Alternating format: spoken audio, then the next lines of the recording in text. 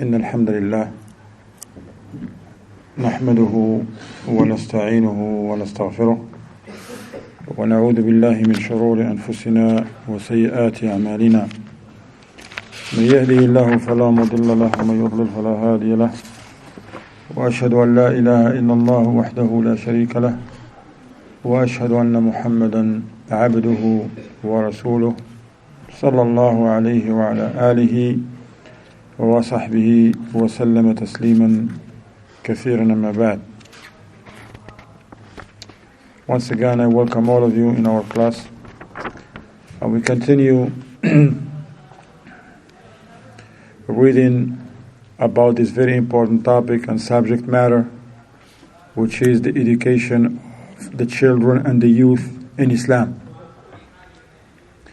And we mentioned before that this is a very important topic, since the little ones, they're not going to stay little.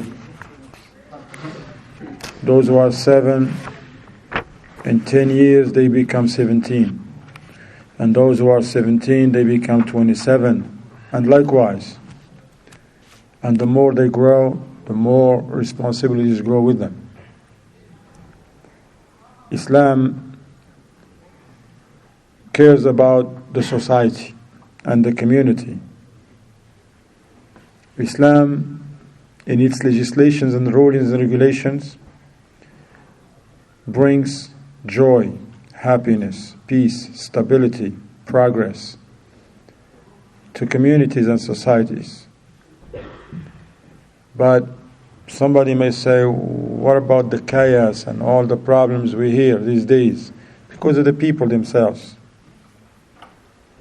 People are cheating each others, deceiving one another, stealing from one another, fighting one another. The strong ones are harming and oppressing the weak, and the like. That's why you'll find all of these despicable characteristics are forbidden in Islam. It is forbidden to cheat others in Islam. It's forbidden to deceive others. It's forbidden to oppress others, or to harm them, or to cause them any harm. Rather, Islam teaches us the good manners, to be kind, gentle, merciful, to be nice, to be helpful. The rich amongst us help and take care of the poor. Those who are strong, they make themselves available to help and aid those who are weak. Islam teaches us to forgive, to tolerate, to pardon, to accept the excuses when they are presented. So that's why this topic is very important, because we teach our children and our youth these values of Al-Islam, giving our youth and our children the proper Islamic education so they can be a better persons when they grow up. We prepare them. Islam prepare an old man, because that man, you're looking at me for instance, I was 7 long time ago. I was 10 long time ago. I was 15 too. No one is born 46 years old or 50 or 60. All of us that grown up now, we were babies on diapers and then on pull-ups. And then we have to learn how to do things, how to eat, how to use the bathroom, how to walk, how to talk. But we need to learn how to act as well, as responsible. So that's why the importance of this topic. Because a grown-up man, he ain't going to be a nice guy just like that if nobody taught him how to act right. It all starts in the beginning. It starts in the first stages. And this is the best stage and the most important one of childhood. Islam gives stability to the children But the parents, as we mentioned, they have to play their role. The parents, they have a great responsibility upon their shoulders. So now this is part number 5 so far in this topic. We were mentioning what a parent should teach their children. We mentioned previously that they should teach them about the Creator, about the one who created them, the one who fashioned them in a best form, the one who provided them with intellect, give them eyes, not only eyes but with sight that they can see, give them ears and also that they can hear, give them a tongue that they can use and speak and express themselves, the one who keeps them healthy and strong, the Creator who has created for them endless bounties, priceless ones, and we cannot live without, such as the fresh air we breathe, the fresh water we drink, variety of food we enjoy, things that we cannot do without as a human being. We teach our children about the one who bestows upon us all of these favors. Allah subhanahu wa ta'ala, the creator of the heavens and the earth and all that which between, the one who created us and fashioned us in a best form and provide us with endless bounties. Likewise, we teach our children to appreciate these favors and to thank the giver and the sole donor of all of these bounties, the creator of the heavens and the earth, Allah the Almighty. A lot of people don't thank God, doesn't thank the creator, Allah subhanahu wa ta'ala. They breathe His air and they cannot live without it. They drink the fresh air He creates and sends down and they cannot live without. He the one who fashioned them and created them and gave them life and intellect and sound mind, and they don't give thanks to Him. That's bad etiquette. Can you imagine someone give you a ride, take you to school, bring you back, take you to the practice, bring you back. He waits for you until you finish. And once you get in the car, he already have a smoothie for you or juice. In a hot day, has only some Frosties for you. And you don't even say thanks. Rather, you say bad things about that person. That no one in his right mind will do that.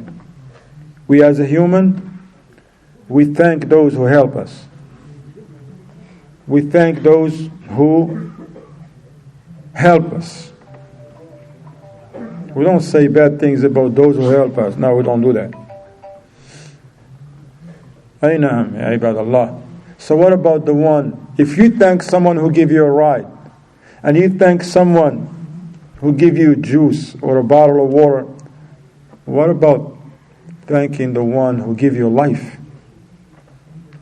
What about thanking the one who give you intellect, sound mind? That's what Islam teaches. And that's what we, as the parents, we should teach our children. Likewise, we mentioned that we teach them the prayer. We tell them when they reach the age of 7, until 7, these are children, these are little guys. They want to play, they want to run, they want to be rowdy. Yes, we teach them some manners, but when they reach the age of 7, we tell them, son, you got to pray. Daughter, you got to pray. Because of the importance of the prayer. هذا الأمر يا إخوان لا بد من العناية به أمر الأولاد بالصلاة إذا بلغ الابن 7 سنوات نأمره بالصلاة يقول الشيخ الدكتور عبد الرزاق البدر حفظه الله. He said this is a very important matter, teaching our children to pray and commanding them to pray and making sure that they pray. When the boy or the girl, they reach the age of 7, you teach them to pray. And you tell them, go pray, son. Go pray, daughter, with a smile on your face, in a nice way. You don't yell at them. No, none of that. No spankings, no yelling, none of that. in a nice way, son, with a cheerful face, with a smile on your face. Pray. صلي يا فلان عليك بالصلاة الصلاة فريضة الصلاة واجب ترك الصلاة كفر. نعم نعلم هذه الأشياء ونلقن هذه الأمور ب7 سنوات. We teach them. We don't just tell them pray, but we tell them the importance of the prayer. It is a pillar from the pillars of Islam. Pray because it's an obligation. Who made it an obligation on you? The one who created you, the one who fashioned you, the one who nurtured you and provide for you. It's not somebody else. The one who gave you all these beautiful things you enjoy. The vision, the sight, the hearing. He gave you the ability to move. Other people cannot move. You go to sleep. Other people cannot go to sleep. They have a lot of money, but they can't go to sleep.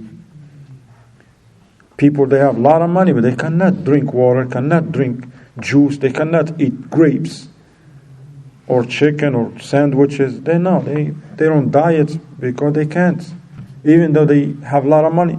But you broke. Maybe you don't have a dime in your pocket, but alhamdulillah, you can go to sleep, you can run, you can jump, you can move, you can, subhanAllah, go to sleep, wake up, you thank Allah. Say yes, you pray, son. It is an obligation. Not praying, this is not from the etiquette of the good Muslims, not to pray.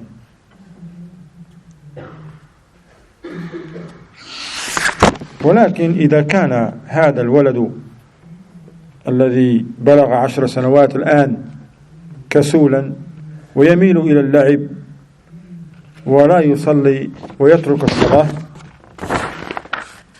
قال إذا ترك الصلاة نضربه بحيث ينتبه ويعرف أن الأمر خطير وليس بالسهل. نضربه ضرب تأديب لا ضرب إهلاك. نؤدبه حتى يتقوم ويتجه إلى المسجد ونتابعه، فهذا أدب ثاني. واضربوهم عليها ل10 إذا بلغ 10 سنوات. Now the Shaykh says, this scholar says, but if your son, that child who reached the age of 10, remember, for 3 years, you just tell them, go pray. They pray is good. They don't pray, still don't tell them anything. But just in these 3 years, just tell them the importance of the prayer. The prayer is good, son.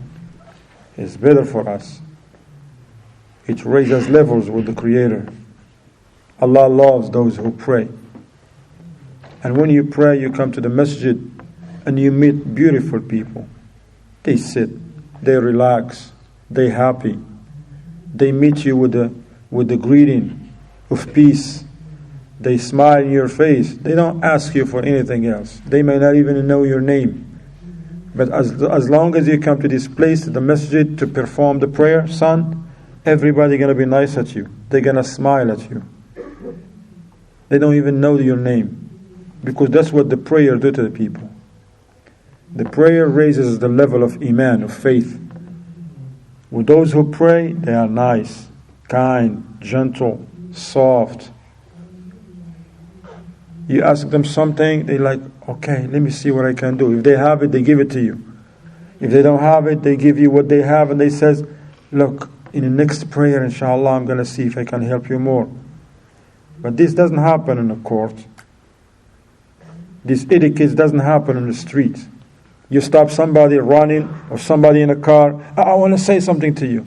If they stop, but usually nobody stops for nobody these days. But if you manage to get somebody to stop, and as soon as you say, can you help me? He said, that's what you stopped me for? No, SubhanAllah. You stopped me for this? Now it's a red light now. I missed the green light for you? No. But here in the masjid, people, they are nice. Even if they don't have it, they're like, you know what, man, I don't have it, but I make dua for you. I ask Allah to protect you and to help you and to provide for you. They may even go and ask somebody else, Akhi, do you have $10? Because brother, he needs something for his children, whatever. All of this because of the prayer. People, they come and pray. Those who pray together, they stay together. they help each other, they love one another. Because you pray next to people for years, for months, for days. You see them, and 5 times a day. This is what brings love and brings brotherhood, the real meaning of brotherhood. This salat, if you pay attention to it.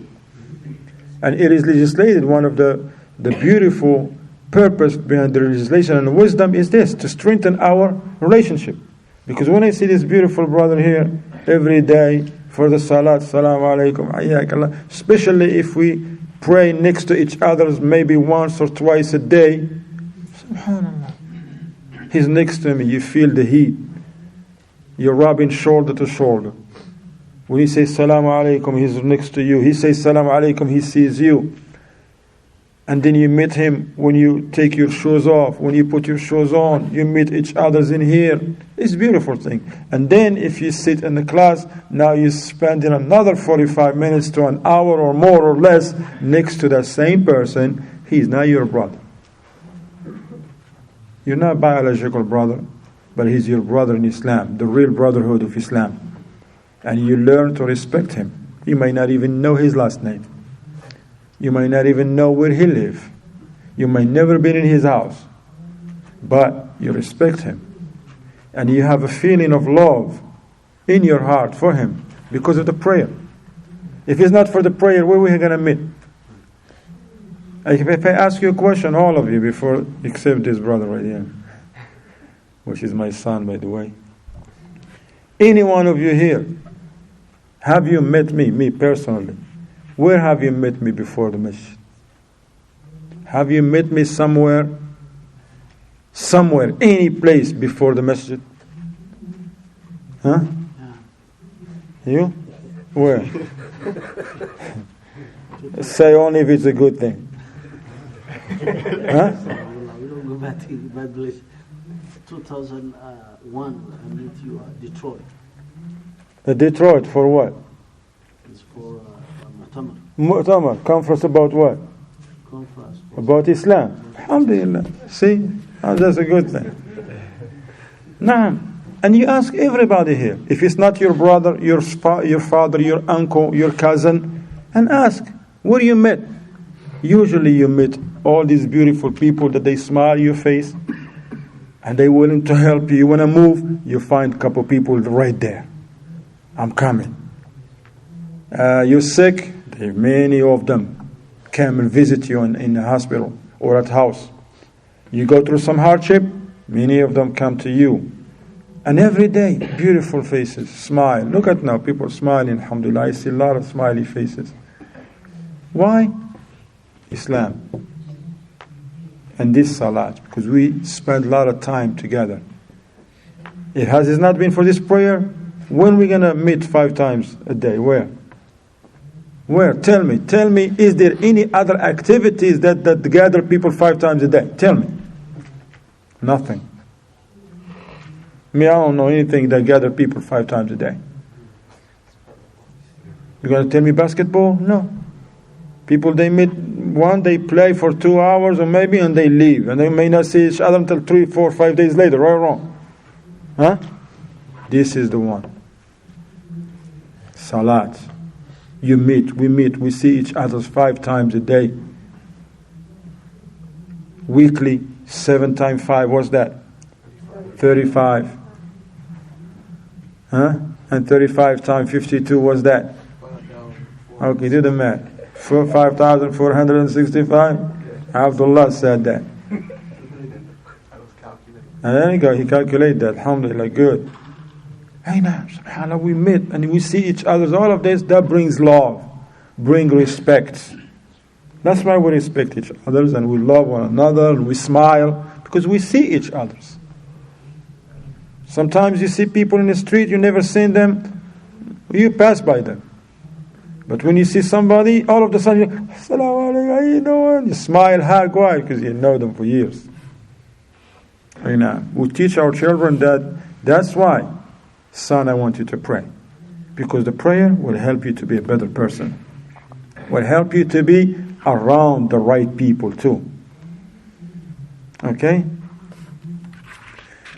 But unfortunately, not all the children, they listen. Some of them at 10 years, even after 3 years of telling them pray nicely, kindly for 3 years, from 7 to 10, still some of them, they have another plan that they don't share with you, of course. They don't share with the parents. And they don't pray. Now, at that moment, you have to discipline them. No more just pray, son. Now you got to sit down with them, tell them you got to pray. Because the prayer is good for you, son. The prayer is good for you, daughter. The prayer keep you on the path that leads to paradise. And save you from the path of destruction, the path of evil.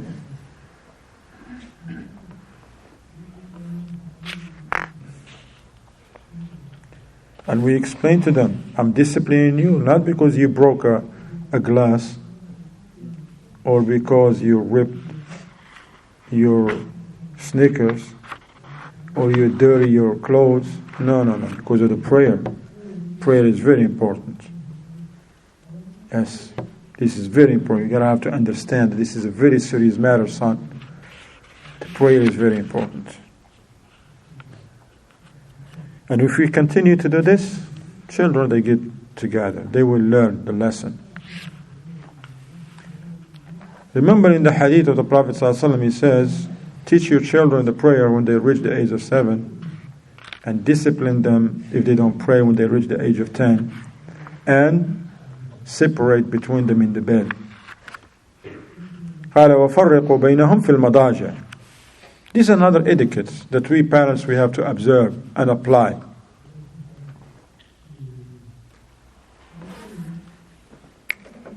Come up here, inshallah.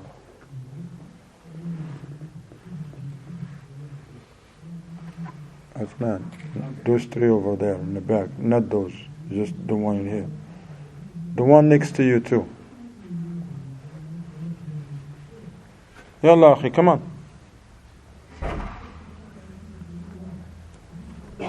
Jazakallah khair, Uthman.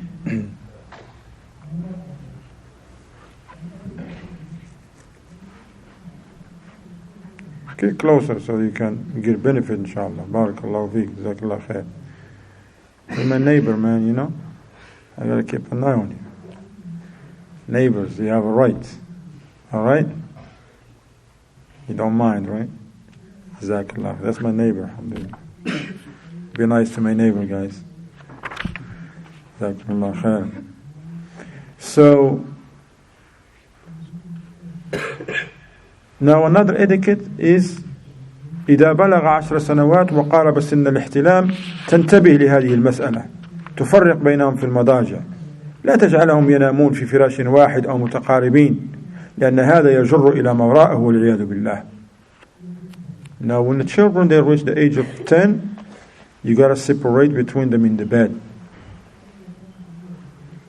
because now at 10 they're getting close to that age of puberty. If not, some of them already, some they are early when it comes to that. So you don't allow your children to sleep together on one mattress, on one bed, under one cover. But rather, yes, when they were little, 6, 4, 5, 7, 8, 9, now they can do that. But 10 and up, everybody has to have his own place to sleep. Okay? They don't cover with one sheet or one blanket. No, everyone has his own separate blanket. To teach them this etiquette. They don't sleep next to each other anymore under one cover. Nah. Because otherwise this lead to a lot of evil. When the children, especially boys and girls, يعودون على مثل هذه الآداب وعلى هذه القيم يعود من صغره على البعد عن الفاحشة والوقوع في الرذيلة. From early age, children, they are taught the good manners and to stay away from anything that may lead them to fall into evil. نعم. لا ينامون في فراش واحد ولا في لحاف واحد وإنما يفرق بينهم لأن نومهم في فراش واحد وتحت لحاف واحد قد يجر إلى مصائب عظيمة وأخطار جسيمة لا تحمد عقباها، مثل الزنا أو اللواط والعياذ بالله، أو غيرها من الأمور الخطيرة التي تنتشر في بعض المجتمعات. So when the children they reach the age of 10, you separate between them in the bed. You don't just say to a boy at 10 and a girl 11, sleep there right there, but okay, share the blanket, share the bed. No, they can't do that. Can't do that. Because that's an evil. It leads to a lot of evil. It leads to a lot of evil. When they reach that age, you separate between them. They do not sleep in the same bed. They do not cover with the same blanket. And we remind you that there is no drinks and food in the masjid.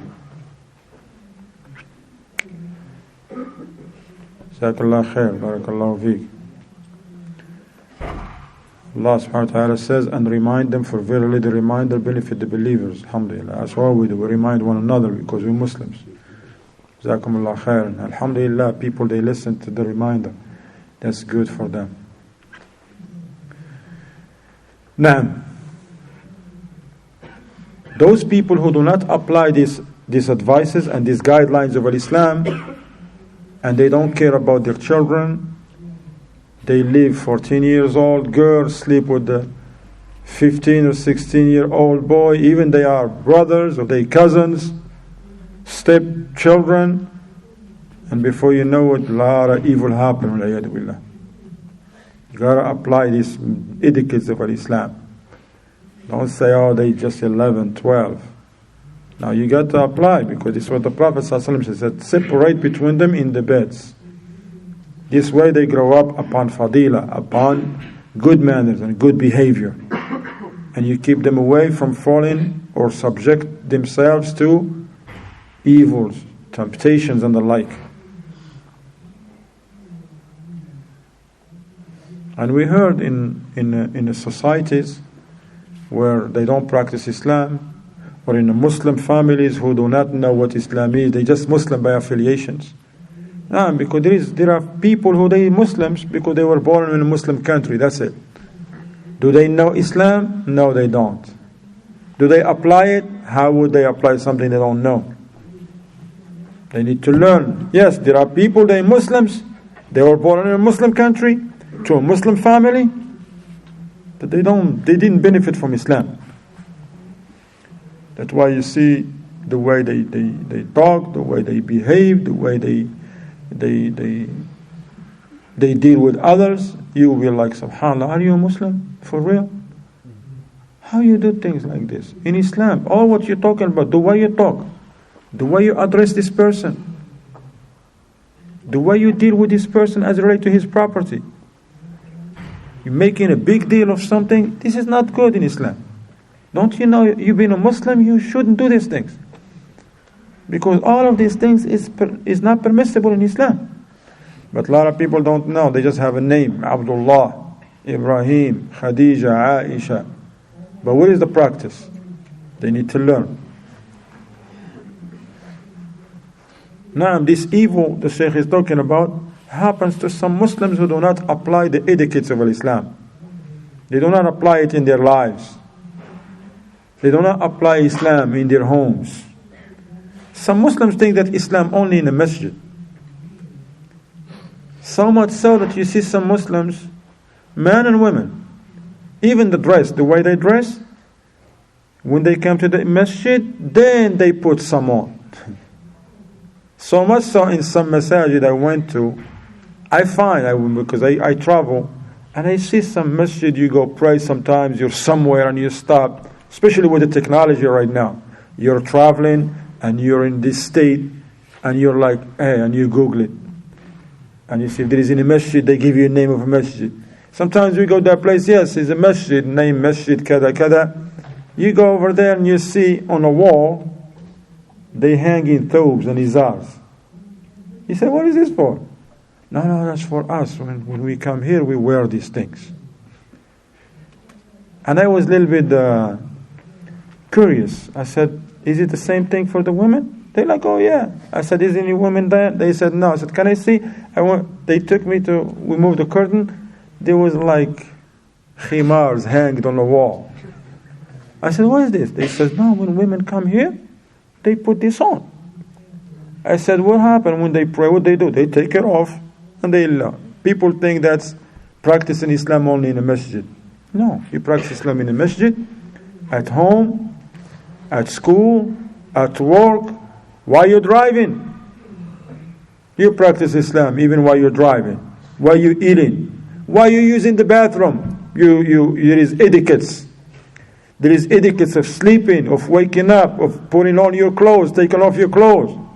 Etiquettes of sleeping, etiquettes of eating, etiquettes of drinking, etiquettes of walking, etiquettes of sitting, etiquettes with your parents, etiquettes with your neighbors, etiquettes with your siblings, etiquettes with your elders, etiquettes with Muslims, etiquettes with non-Muslims. Subhanallah. Naam. So we teach our children these good manners of Al-Islam so that they can protect themselves from falling into evil. Naam. Such as fornication, lesbianism, homosexuality, wal-iyadu billah. That's what certain children, they are exposed to this from early age. Nothing happened just like that all of a sudden. إِنَّمَا السَّيْلُ اجْتِمَاعُ النُّقَدْ. The flood that you see on this, oh, it's a flood. Where did the flood happen? It starts by dripping. But the rain being consistent, drops, little drops here and drop here, but it was consistent, that's why we have a flood. Likewise, children are exposed to evil. If it's consistent and the parents are not paying attention to it, that's where it becomes a big thing, wal-iyadu billah. A great evil happen. That's why Islam teach us these good manners of these good manners. ومن أعظم أسباب ذلك إهمال التربية. Why many children, when they become teenagers, many of them, they are corrupt, they deviant, you can't talk to them.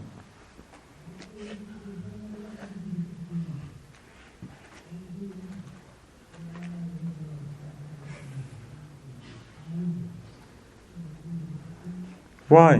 Why we see some of our youth not practicing Islam correctly? It's amazing, you see some Muslim dragging their pants. Saggy pants. Muslims. Not covering their auras properly. Who they imitate in this one? You want to imitate someone who don't know?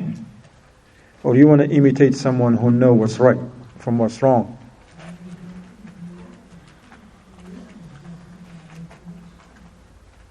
But the parents, they have a great responsibility in this one, because they are the one that neglect the education of their children. You gotta teach them the etiquettes of talking, of walking, of dressing, eating, everything. And we don't have to be creative. We have everything in Islam. We have the best guidance, the guidance of Islam. Allah subhanahu wa ta'ala says in Surah An-Nur, يا أيها الذين آمنوا ليستأذنكم الذين ملكت أيمانكم والذين لم يبلغوا الحلم منكم 3 مرات من قبل صلاة الفجر وحين تضعون ثيابكم من الظهيرة ومن بعد صلاة العشاء 3 عورات لكم ليس عليكم ولا عليهم جناح بعدهن طوافون عليكم بعضكم على بعض كذلك يبين الله لكم الآيات والله عليم حكيم. This ayah here, subhanAllah, has beautiful etiquettes that we parents should teach our children, and so that we all apply these etiquettes in our homes.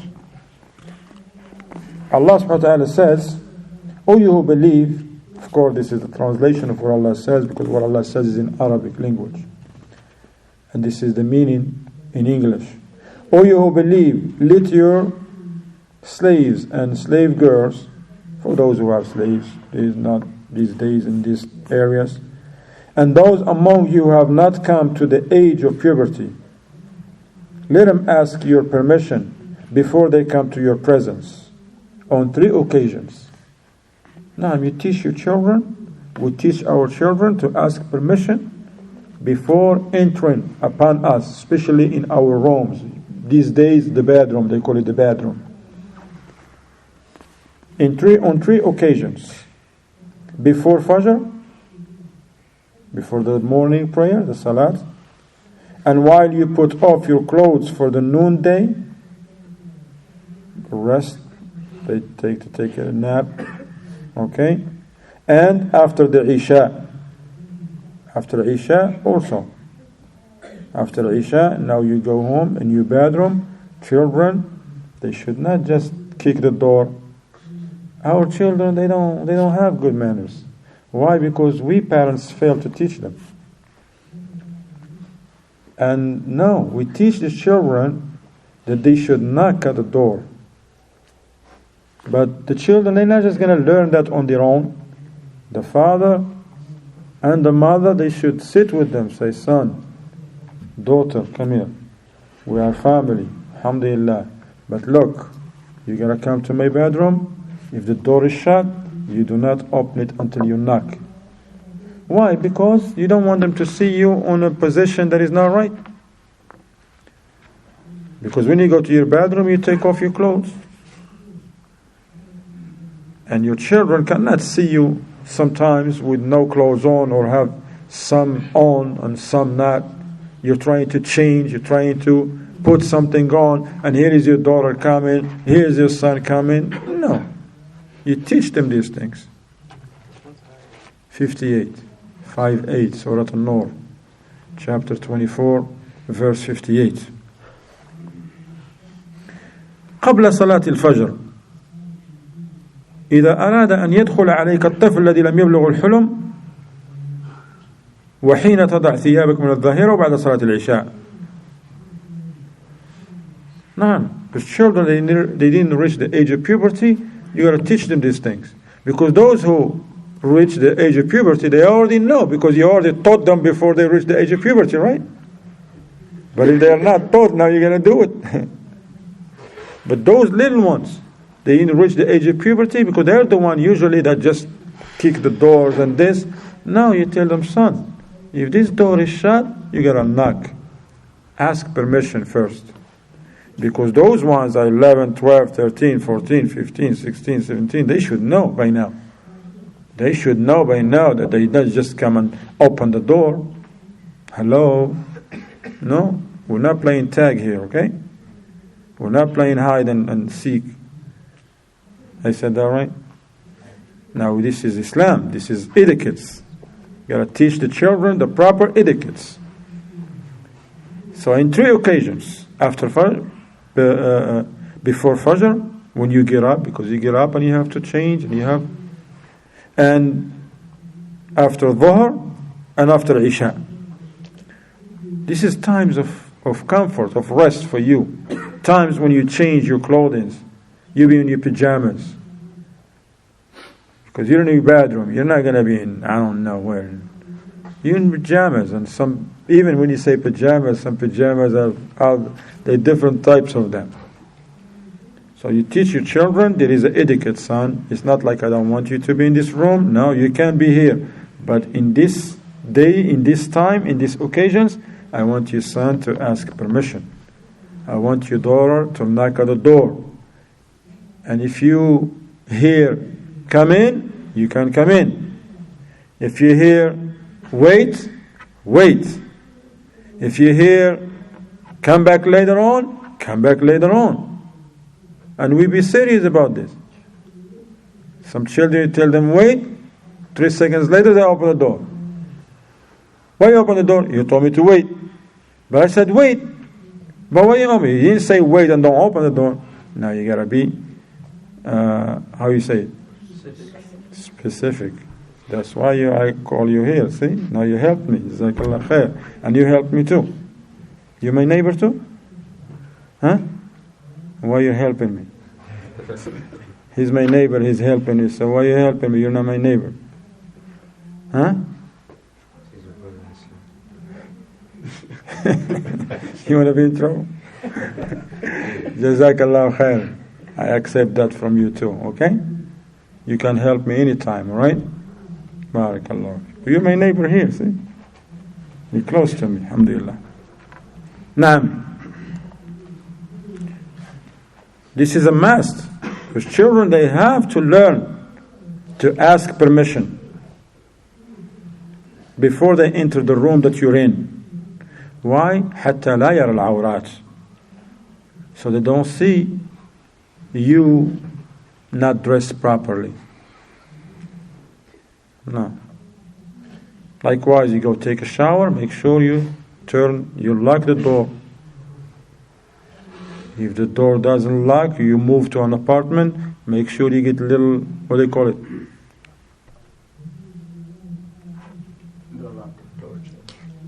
What do they call it, man? Door chain? Yes, not a chain, it's Latch. like a latch. That has another name that is not on my mind right now. My neighbor, help. Huh? Anyway, make sure that the door is locked. Alright? Why? Because you're taking a shower now and the kid just come in, so no, you gotta teach them the etiquette. Alright? Teach them the etiquette, the proper etiquettes. So that they can grow up knowing these things, respecting others' privacy. Okay? Al-Islam laysa din al-fawda. There's no chaos in Islam. Do whatever you want to do. I don't care, I'm free. No, you're not free, brother. I mean, you're free. That's freedom. That's not the meaning of freedom. Freedom is do whatever you want to do and step the boundaries and step in the privacy of people. No. Well, learn how to behave.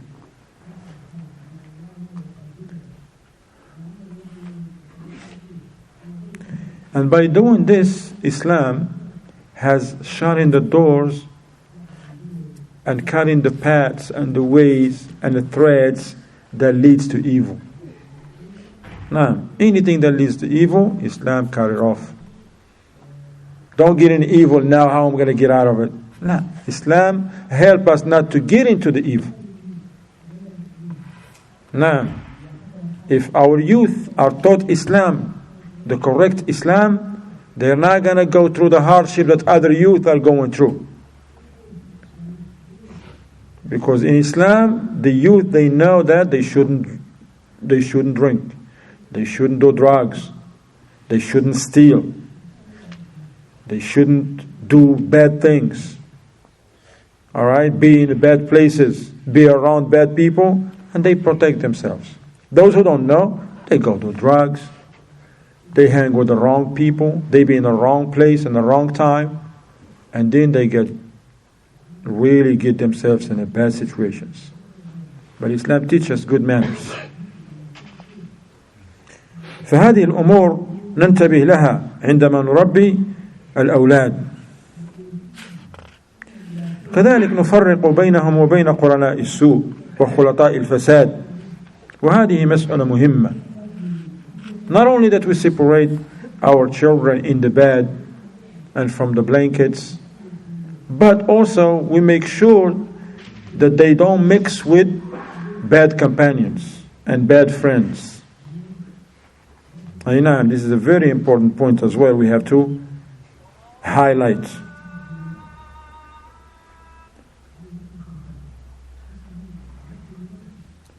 You pay attention to your child, boy or girl, who they spend time with, who they talk to, who they take in as a friend and spending a lot of time with. This is very important for them.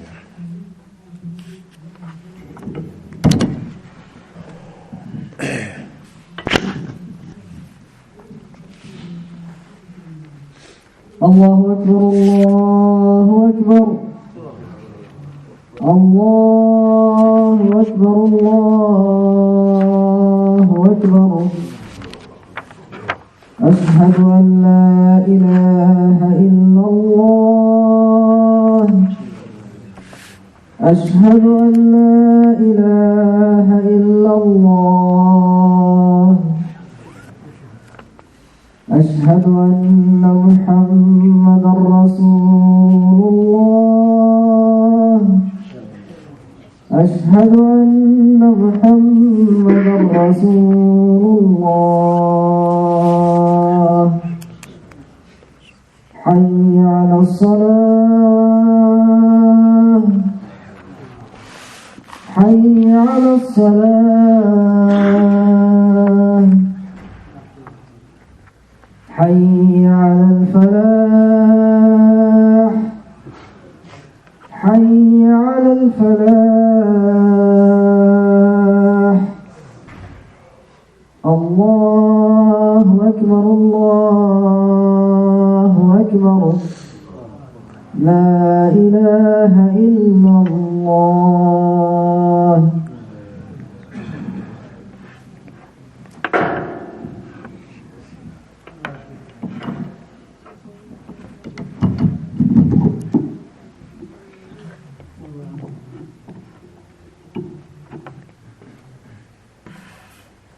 Now, likewise, it's very important for us as parents to protect our children from bad elements, bad companions. Because our children, they don't know what's good and what's bad. Even teenagers, they don't know. Many of them don't know, have no clue what it is to make a difference between a good friend and a bad friend. Most teenagers, they get themselves in a big trouble because they couldn't make the right choice. They think the teenager friend who tell them, come here, let's go there, get away from the house, don't listen to your father, don't listen to your mother, man, you're 16 now, 15, still listen to your mother? No, let's go, don't go to the house, it doesn't matter, you go at 12 o'clock, midnight, it's okay, that's your home, they can, see? No. You gotta be careful. You got to be concerned as a father, as a parent, who your children they walk with, who they spend time with, who they play with. It's very important. If you know, do your homework. If you know that some of those children or those youth, teenagers, they have bad manners, bad etiquettes, they do evil things, you got to tell your son or your daughter, no, I don't want you to be with those people. Not because they're white or they're black or they're Arab or non-Arab, has nothing to do with that. In Islam, we don't make difference between the people because of their colors or their race. No. Manners, piety, that's what counts. So you tell a children, son, I don't want you to play or spend time with so-and-so. Why? Because he doesn't have good manners. Look how he treats his mother. Look how he talks to his father. He disrespects his mother and father. I don't want you to be around him. He disrespects the neighbors. Wasn't he the one who was kicking the trash cans? While we were coming to school? That was him? You want to be like him? No, I don't want you to be with him. I saw him smoking. Don't be with him. I don't smoke. That's why I don't want you to be with him. Because if you keep hanging with him, you're going to end up smoking too. Because if you were to ask him how he began smoking, because he hung up with somebody else who was smoking. But his parents, they were not paying attention to that. Okay? Now we have to be concerned.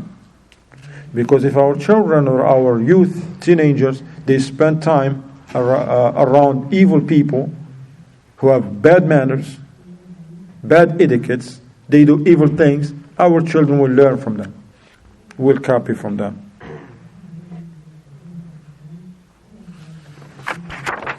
Rather, we teach them to be careful to choose friends, to be with those who are truthful, those who are nice and kind and have good manners, those who speak the truth, don't lie. Tell them, son, if you have only one friend, but that friend respect his mother, he respect his father, respect the neighbors, respect the elders, have good manners, When they talk good to their parents, to the neighbors, to the elders. They don't get themselves in trouble. That's what I want for you. It's better that they have 10 of them, but they none of them is good. And even you choose, if you know some children that they good, mashallah, because their parents has invest a lot of times teaching them, because this is how it happen. The parents are doing their homework. The parents are investing time and efforts teaching their children good manners of Al-Islam. As a father, and you as a mother as well, for the women, if you see you come to the masjid, or you went to a gathering, a sister gathering, and you see some girls that have good manners, they sit down, mashallah, they read in Quran. When they talk with respect. When they address the elders, they address ammati, aunt, khalati. What can I do for you? These are the ones you want to tell your daughters to hang with and spend time with. You're not going to allow your daughter to be in a corner in a basement with some girls, 12, 13, chatting, tweeting, /mixing, /problems, trouble. No, you tell her, daughter, where you been? You came with me, I didn't see you for 10 minutes. Oh yeah, I was down with so-and-so in the basement. Were you cleaning, helping the sister? Oh no, they were tweeting. Tweeting who? I don't know, some people from Japan. Yeah, right. No, you gotta be careful. 10 minutes, that's a lot of time. A virus takes seconds to get in. 10 minutes, it's deep. You gotta be careful. Your children go here. Where you going, son? MashaAllah. But that doesn't mean you're gonna be the officer now, police. Where you going? Come over here. La.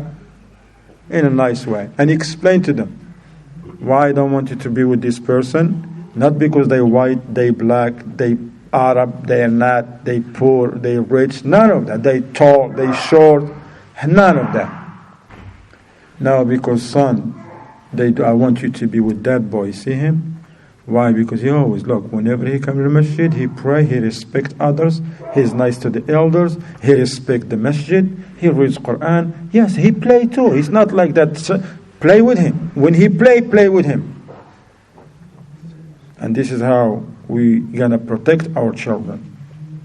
Tell them, you know why that son, that friend, I want you to play with? Because he has some signs of righteousness. He preserved the prayer. That teenager, he come to the masjid and he pray. He don't come to the masjid and hang outside calling, making noise and causing trouble. No, you see, son, I want you to be with this one, because as soon as he put his shoes on the shoe rack, if he pass by anybody, he gives salam with a smile. I've been watching him, son. I've been watching that little boy. Allahumma barik, may Allah protect him. And he pass by elders, he give him salam nicely, and he say, Ammi, anything I need to do for you? If he sees someone sick, he bring him a chair. And what that boy, he comes to the sutra, pray tahiyyat al-masjid, and get the Quran and sit. He don't play in the masjid. And you know why I don't want you to be with the other person? Yes, he's a Muslim too. Alhamdulillah, I know you want to spend time with, but they don't have a good etiquette. Why? They come here and they start playing games in the front in the parking lot, causing troubles, making noise while people are reading the Quran. I don't want you to be with those, son. Okay? But if you have a teenager that is 16, 15, 17, 18, 19, that you think that they have some wisdom with them, they alhamdulillah have some knowledge, yes, they can talk to those other ones. Yes, he can go and tell them, Ya akhi, assalamu alaikum, I want good for you, mashallah. You are my brother in Islam. We are both of us 18. But I want you, when you come to the masjid, I want to see you more in the masjid. This is the house of Allah. I want to see you more praying. And what do you want? You come to the masjid, I want to see you in the first row. Why you come and sit way in the back? Why? There is more etiquettes in the first row. More reward. The first row, the people, they get a lot of reward from Allah, as opposed to those who sit in the back. Can you imagine if somebody rich in the community have a lot of money, and he wants to help the people, and he says, look, every salat, whoever sits and pray in the first row, get $1,000. Huh? What do you think now? What people going to do? You think somebody going to come the first, nobody here is going to sit in the back? Huh? No. Everybody going to sit in the front. Let me tell you something. Everybody going to try to come early because they know the value of money. But do we know the value of good deeds? Now we teach our children this. Son, when you come to the masjid, I want good for you. Come, go in the first row and sit right there. Pray Tahiyat al-Masjid, and that's when you want to sit. It become a habit in him. And that's how he can, alhamdulillah, compete. We see our youth competing for good, not competing for evil. We see our youth trying to, akhi, what happened? You're not in the first row. What happened to you? I came late, Allah musta'an. I didn't have wudu. You got me, God. I should have made wudu in the house before I came to the masjid. Not just our youth sit in the back. And with my respect, we have some guests today. We have guests today. I don't want you to just look. We have guests in here. A brother who brought his two brothers who are non-Muslims. And I want you to know that you are welcome today amongst us. And they sitting over there. You're comfortable over there, okay? You're comfortable. I'm talking about the Muslim brothers. When they come, you come and sit in the front.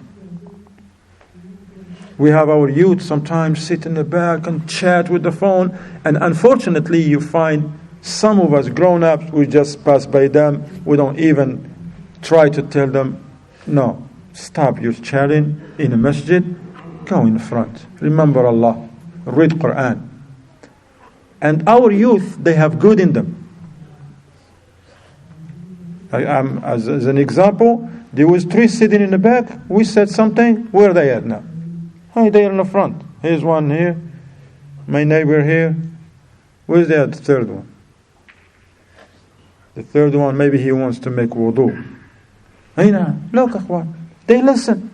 Well, alhamdulillah, that's all we need to do. We have to pay attention and we have to call to the good. جزاكم الله خيرا بارك الله فيكم وصلى الله وسلم على محمد وعلى آله وصحبه وسلم تسليما